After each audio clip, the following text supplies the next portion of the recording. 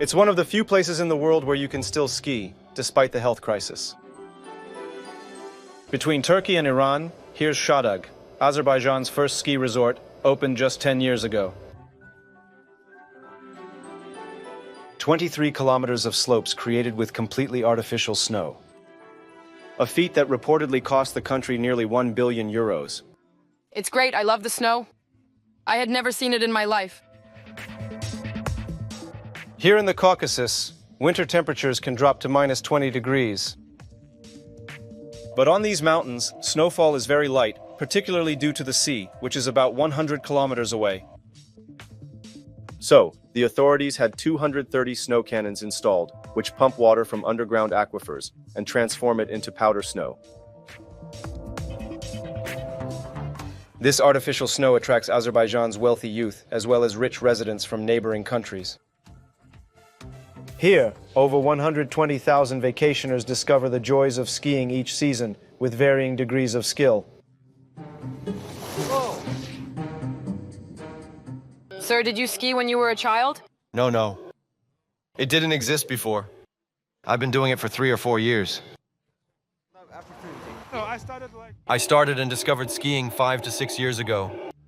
When they opened the resort? Yes. And did your parents know about skiing? No, we don't have a skiing or snowboarding culture here. To introduce Azerbaijanis to skiing, the authorities brought in skiing professionals from around the world, like Philippe Gaillard, a Frenchman. 8 years ago, he was teaching skiing in the Pyrenees. Today, he's responsible for training the instructors at this new resort. Here we are at the school. It's at the school. It's 7 o'clock in the morning before the slopes open. Philippe comes to review his troops. Until then, these men and women were shepherds or farmers. They had never skied down a slope before. Now they give lessons, a great source of pride for Philippe. What was your first day of skiing like? Last year, and you've been teaching since last season. Yeah. So he started last year. Mr. Nolan learned it 6-7 years ago, and he learned last year. The first time I was scared. I looked at the top of the mountain and thought, I can't go up there. Can't go here. And now I go everywhere. Yeah, I really go on all the slopes, black runs, red runs, everywhere. During the season, the ski school is fully booked almost every day. To attract these new skiers, the state has invested heavily at the foot of the slopes with brand new 5-star hotels. Philippe saw them spring up in less than 2 years. It was a massive construction site with dozens and dozens of trucks, as you can see here. A swarm of workers and scaffolding in every direction, and excavators. Inside these luxury establishments, the facilities are on par with the best hotels in the world. A room like this costs around 100 euros a night. A low price compared to European rates, but in Azerbaijan it's a considerable amount. The average monthly salary is less than 300 euros. At this price, tourists can enjoy the outdoor pool heated to 35 degrees all year round.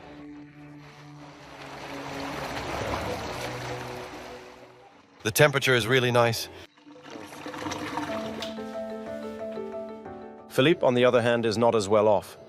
Like all the resort employees, he lives in a studio apartment, but his meals and laundry are provided. Hi, how are you? Hi, good evening. It's 7 p.m., and the Frenchman meets his colleagues at the residence restaurant.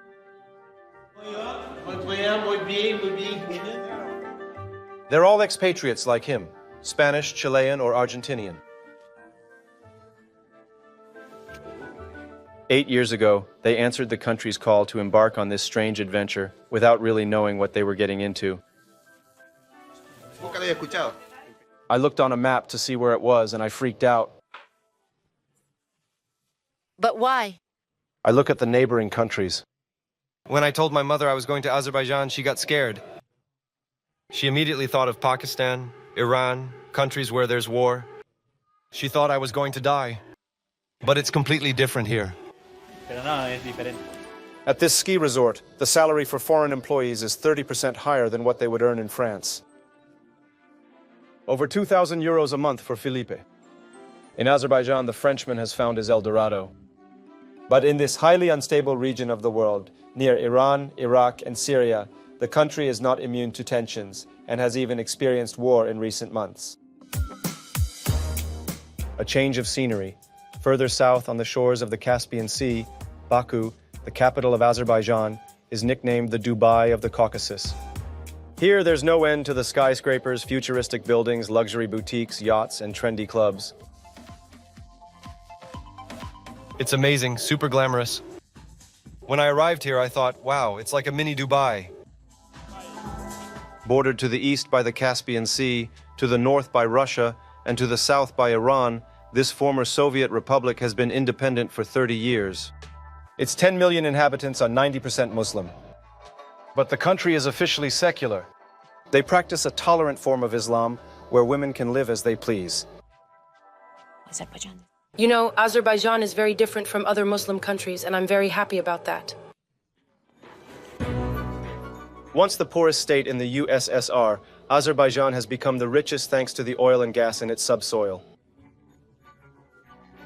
And there's so much of it here that some locals even bathe in it. It's unusual, but rather pleasant.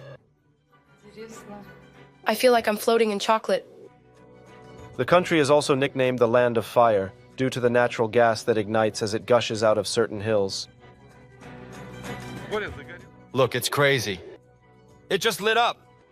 These hydrocarbons make the fortunes of the elites and the presidential clan. In power for 17 years, Ilham Aliyev reigns supreme over the country with his wife, whom he appointed vice president. Long live the army of Azerbaijan. Long live Azerbaijan. In recent months, with the support of Turkish forces, the president has unleashed a new war in Nagorno-Karabakh to reclaim the territories occupied by neighboring Armenia following the collapse of the Soviet bloc. The clashes left thousands dead. They also led to the displacement of 20,000 Armenians. Forced into exile, they burned down their homes, sometimes even digging up the remains of their loved ones and families to take with them. This two-month war allowed the president to reclaim Nagorno-Karabakh. Today, Ilham Aliyev wants to promote Azerbaijan to attract investors and tourists. Using petrodollars, he regularly organizes major international sporting events. Get up! Come on! But rich and glittering Baku also has its dark side. At the foot of the glass towers, there's another world, that of the excluded. Residents living in total destitution. Look at the ceiling. These are inhumane living conditions. Between extreme poverty and economic miracle, we obtained exceptional permission to film in this mysterious Caucasus country, once completely closed off. But during our investigation, it was impossible to take a step without being closely accompanied and monitored.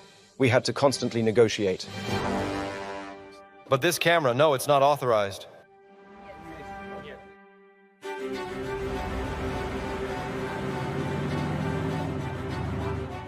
Baku, 8 a.m., in a luxurious downtown apartment. It's breakfast time for Selcan Aliyeva, her husband, and their 2 children.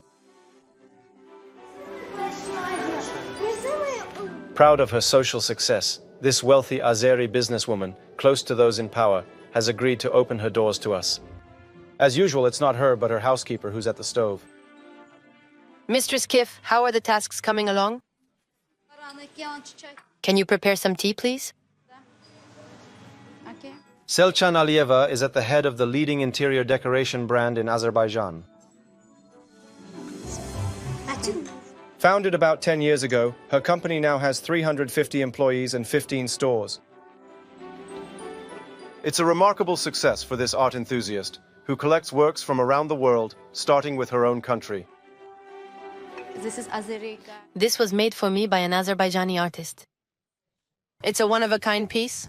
For me, it's a unique piece. This is 200. This is 200 years old. I brought it back from Morocco, from Marrakesh. These are my dolls. They come from various countries like the Philippines and Indonesia. Azerbaijan. This is from France. And I brought this back from France. They're everywhere in her apartment, even in her bathroom.